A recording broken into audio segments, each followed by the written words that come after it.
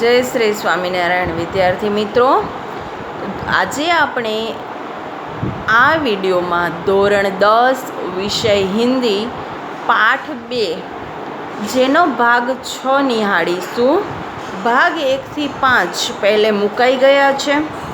હવે આજે આ ભાગ 6 એ છેલ્લો ભાગ છે. એનામાં આ પાઠની આજે પૂર્ણાહુતિ થશે અને પ્રશ્નોત્તરીની પણ ચર્ચા કરશું.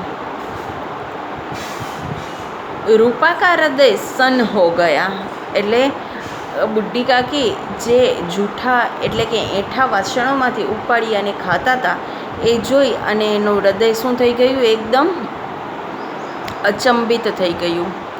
यह वह दृश्य था जिसे देखकर देखने वालों के हृदय कांप उठते हैं.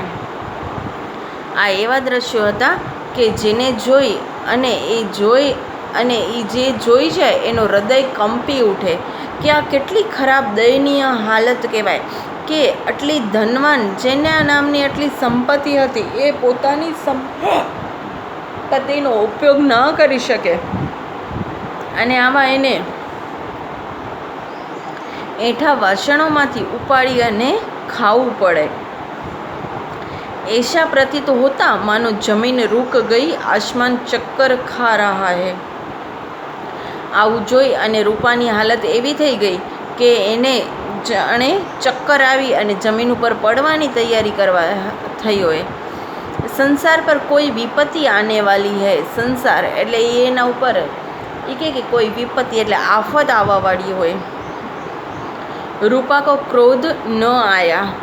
આ એક એવો સમય હતો, નહીં તો દર વખતે કાકીની કોઈ પણ ચેષ્ટા હોય એટલે ક્રિયા જોઈ અને રૂપાને ક્રોધ આવતો હતો, પણ આ જોઈ અને રૂપાને જરાય પણ ક્રોધ આવ્યો ન હતો. શોક કે સમ્મુખ ક્રોધ કહા. શોકની સામે એ કે ક્રોધ કેવી રીતે ના આવે. એ દુઃખી થઈ ગઈ. આવું જોઈ અને એનો તરત હૃદય પરિવર્તન થઈ ગયો હતો. करुणा और भय से उसकी आँखें भर आई. करुणा અને ભયથી ડરથી તેની આંખો ભરાઈ ગઈ. इस अधर्म के पाप को भागी कौन है. એ કે આવા અધર્મના અને આ પાપની ભાગીદાર કોણ? હું જ છું ને. उसने सच्चे हृदय से गगन मंडल की ओर हाथ उठाकर कहा. એને સાચા હૃદયથી ગગન મંડળ એટલે આકાશ તરફ ભગવાનની સામે જોઈ અને કીધું, પરમાત્મા મેરે બચ્ચો પર દયા કરો. એને પોતાની ભૂલ અને પોતાના પાપનું પ્રાયશ્ચિત કરવા માટે ભગવાનથી માફી માગવા લાગી અને ભગવાનની પાસે કહેવા લાગ્યા કે હે પરમાત્મા, મારા છોકરાઓ પર દયા કરજો. इस अधर्म का दंड मुझे मत दो, नहीं तो मेरा सत्यानाश हो जाएगा. કે મારાથી આ અધર્મ તો થઈ ગયું છે, પણ એનો દંડ હવે તમે મને આપજો નહીં, નહીંતર આ અમારું બધું જ શું થઈ જશે? સત્યાનાશ થઈ જશે.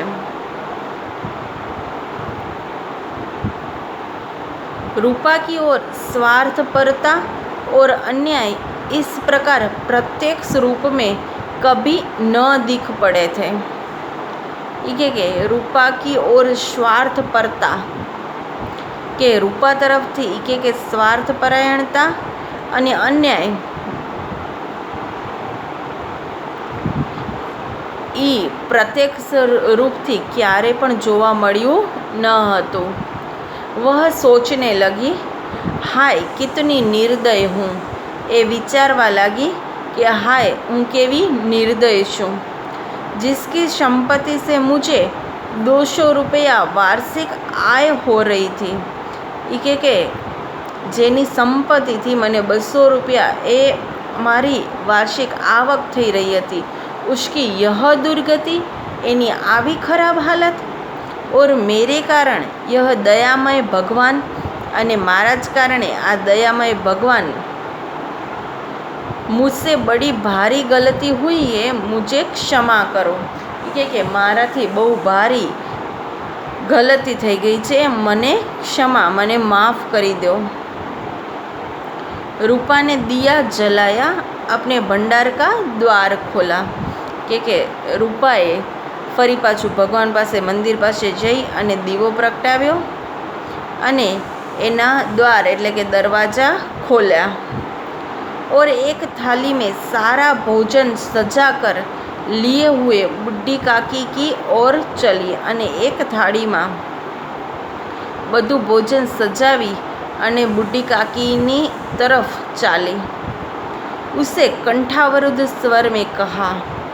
થાળી પીરસી અને ગઈ અને એકદમ રૂંધાયેલા સ્વરે કીધું, કાકી ઉઠો, ભોજન કરી લો. કાકી તમે ઉઠો, હવે જમી લો. મુझसे आज बड़ी भूल हुई. મારાથી આજે બહુ મોટી ભૂલ થઈ ગઈ. उसका बुरा न मानना. એનું તમે ક્યારે પણ ખરાબ માનજો નહીં. परमात्मा से प्रार्थना कर दो कि वे मेरा अपराध क्षमा कर दे. પરમાત્માથી એક પ્રાર્થના કરી દો કે એ મારો અપરાધ છે, એ અપરાધને શું કરે? क्षमा કરી દે, માફ કરી દે. भोले भाले बच्चों की भांति जो मिठाइयाँ पाकर मार और तिरस्कार सब भूल जाता है. કે નાના જેમ છોકરાઓ હોય એને તમે વઢ્યા હોય, ગુસ્સો કર્યો હોય, તરછોડ્યા હોય, પરંતુ તમે એને સારી મીઠાઈ આપો કે ચોકલેટ આપો કે તો એ બધું ભૂલી જાય છે. બુઢી કાકી સબ ભૂલાકર બેઠી हुई ખાના ખા રહી હતી. એવી જ રીતના આ બુઢી કાકી પણ નાના બાળકની જેમ બધું જ ભૂલાવી અને જમવાનું જમી રહ્યા હતા. उनके एक एक रोए से सच्ची सदिच्छाएँ निकल रही थी. એના એક એક રૂવાટામાંથી સાચી સદિચ્છાઓ, સારી ઈચ્છાઓ નીકળી રહી હતી અને એ જમવાથી એટલા ખુશ હતા કે और रूपा बैठी इस स्वर्गीय दृश्य का आनंद लेने में निमग्न थी. અને રૂપા પણ એવી જ રીતના એને જોઈ, એની ખુશીને જોઈ અને જાણે એને સ્વર્ગ મળી ગયું હોય. સારી થાળી પીરસીને જમવા માટે આપી, એનામાં તો એને સ્વર્ગ મળી રહ્યું એટલી એ ખુશી અને આનંદ લૂંટી રહ્યા હતા. અને આ બધા જોઈ અને રૂપા પણ એકદમ ખુશ થતી હતી. મિત્રો, અહીંયા આજે આપણું પાઠ 2 છે એ પૂર્ણ થાય છે. એના કેટલાક શબ્દો આપેલા છે. એ શબ્દો મેં તમને બધા જ પાઠમાં ગુજરાતી અનુવાદમાં મેં તમને કીધેલા છે. એના પછી એના વિકલ્પો છે કે બુઢી કાકી કે ભतीजे का नाम क्या था? તો શું આવશે? પંડિત બુદ્ધિરામ. रूपा किसकी पत्नी थी? तो पंडित बुद्धिराम की पत्नी थी. एना પછી જોઈએ तो किसने अपने हिस्से की पूड़ियाँ काकी के लिए बचा कर रखी थी? तो लाडली ने. बूढ़ी काकी को पतलों पर से जूठी पूड़ी के टुकड़े खाता देकर कौन सन रह गया? तो रूपा. એના પછી એક વાક્ય છે કે બુઢી કાકી कैसे रोती थी? तो એનો જવાબમાં આવશે બુઢી કાકી गला फाड़ फाड़ कर रोती थी. बुद्धिराम के घर किस उत्सव में पूड़ियाँ बन रही थी? तो उनके बेटे का तिलक का प्रसंग था. बूढ़ी काकी को कहाँ पर बैठा देखकर रूपा क्रोधित हो गई? तो सबसे पहले बूढ़ी काकी को चूल्हे कढ़ाई के पास बैठकर रूपा क्रोधित हो गई. किस खुशी में लाडली को नींद आ रही थी? मित्रों, यहाँ प्रिंट मिस्टेक है, नींद नहीं आ रही थी. तो बूढ़ी काकी को पूरी खिलाने की खुशी में. उत्सव के दिन बूढ़ी काकी किसके डर से नहीं रो रही थी?